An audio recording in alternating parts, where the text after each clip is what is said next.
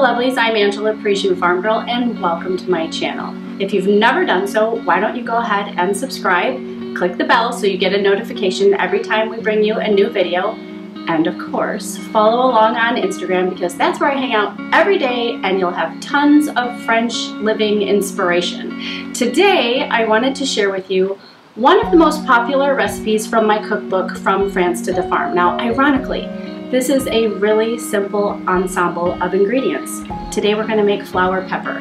I get so much feedback about this particular recipe in my Instagram direct message, in email. I think you're going to love it. To make this, you're going to need nasturtium, lavender, calendula, lemon, a pepper grinder with rainbow peppercorns, which we'll talk about in a little bit, and a lemon zester. Now, I know not everyone has a garden. Not everyone with a garden is raising these particular flowers. Did you know that there are sources where you can get dried flowers? And in fact, everyday sources that we're all really familiar with, like Etsy and eBay, are a great place to find dried flowers for your cooking and for your home. Now for me, when I make flower pepper, I head out to the garden. I'm going to show you how to make flower pepper. It's something you'll enjoy year-round, and it makes a beautiful gift for your friends as well.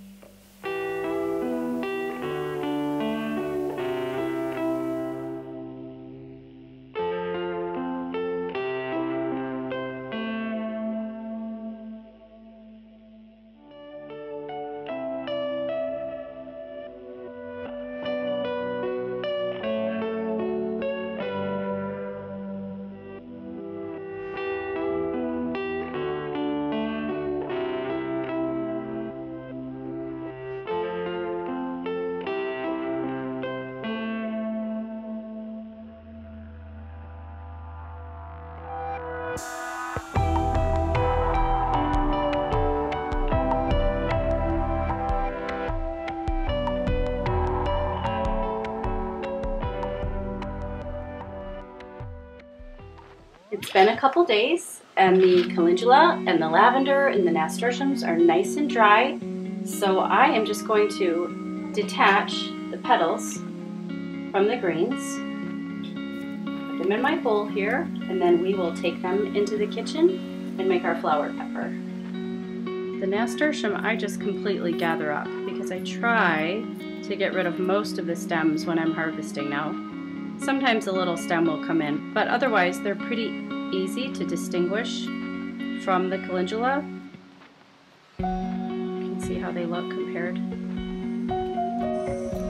And then this is just really easy. Just pull off the petals. And of course, if you choose to pull off the petals right when you harvest, when they're fresh, you can do that. I don't care to do that because it's a little bit of a sticky flower.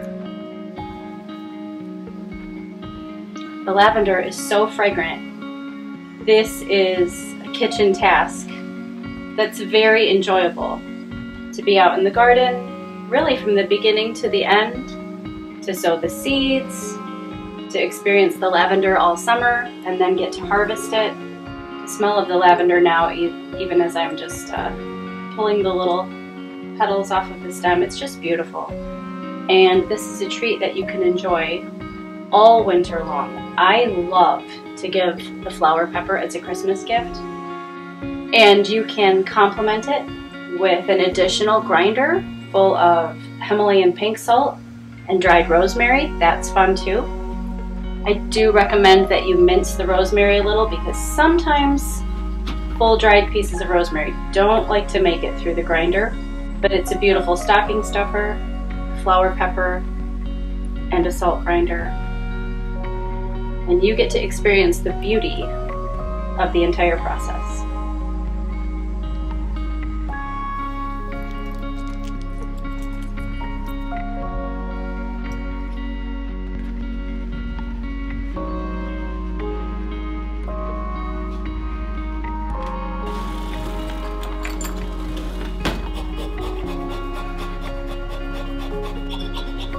Smells so good. There is nothing like the smell of freshly zested lemon. So when you zest your lemon, you can do it the day before so that it can totally dry out.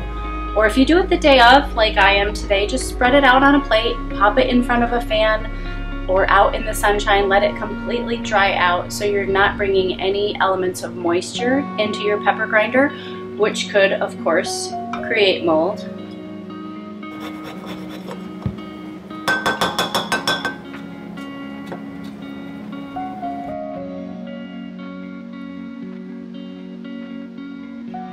Black peppercorns are, of course, your most common variety, and they're simply just cooked green peppercorns. They've been left out to dry, so they have the strongest, most pungent flavor, especially when freshly ground, like you're going to be doing with your flower pepper grinder.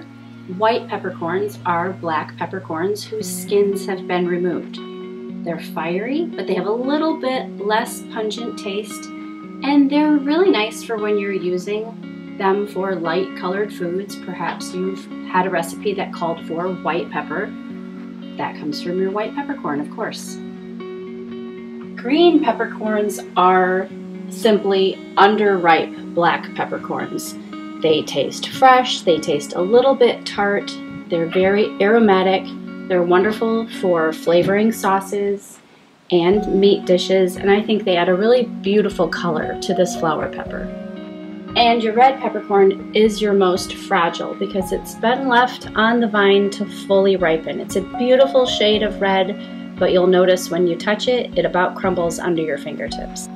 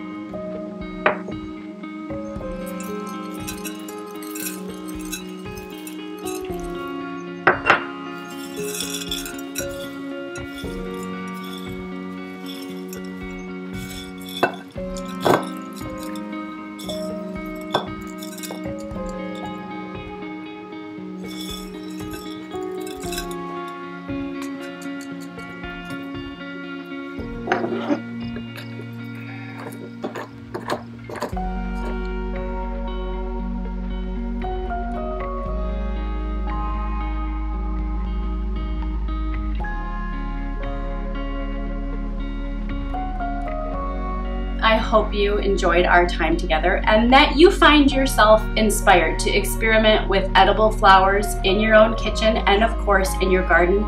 This flower pepper is just the tip of the iceberg. Edible flowers bring a whole new world to your garden and to your cooking experience. You can find a copy of From France to the Farm on Amazon and this little pepper grinder as well. This is a Cole & Mason, it's made in England. A lot of times pepper grinders carry a very high price point, which makes them a little bit impractical if you're looking to make a handful of them for gifts. This one is right on point. That's all for today. I'll see you soon. A bientôt.